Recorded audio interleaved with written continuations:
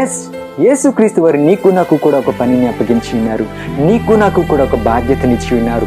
నీ పట్ల నా పట్ల కూడా ఒక ప్రణాళిక కలిగి ఉన్నారు. ఈరోజు నీవు ఆయన బాధ్యతను నెరవేరుస్తున్నావా?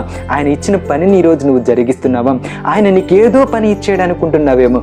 ఆయన ఇచ్చిన పని ఏంటంటే నీ ఒక్కడివే కాదు, యేసుక్రీస్తు వారిని సొంత రక్షకునిగా అంగీకరించడము. ఎవరైతే అంగీకరించలేకపోతున్నారో వారి నిమిత్తము నువ్వు ప్రార్థన చేయాలి. ఎక్కడైతే ఆయన రాజ్య సువార్త ప్రకటించలేకపోతున్నారో, ఎక్కడైతే ఆయన సువార్త దొరకట్లేదో వారి నిమిత్తము కూడా నువ్వు ప్రార్థన చేయాలి. వీలైతే నీ చేతిలో ఉన్న ఫోన్ని నువ్వు యూజ్ చేసి ఆయన ఇచ్చిన జ్ఞానమును బట్టి ఆయన కొరకు ఒక 2 మాటలు మాట్లాడి నువ్వు పోస్ట్ చేసినట్లయితే, ఆయన నువ్వు ఎవరి కోసం మాట్లాడుచున్నావు నీకు తెలియదు, కానీ ఆ మాటలు ఎవరి వరకైతే చేర్చాలో, ఆ మాటలు ఎవరికి కావాలో వారి వరకు కూడా యేసుక్రీస్తు వారు చేర్చి వారిని మార్చుకోవడానికి సిద్ధంగా ఉంటారు. కాబట్టి నీవు బల నమ్మకంగా ఉంటే ఆయన నీకు ఇచ్చిన పనులను కూడా ఆయన నెరవేర్చుకోవడానికి ఆయనే సిద్ధంగా ఉన్నాడు.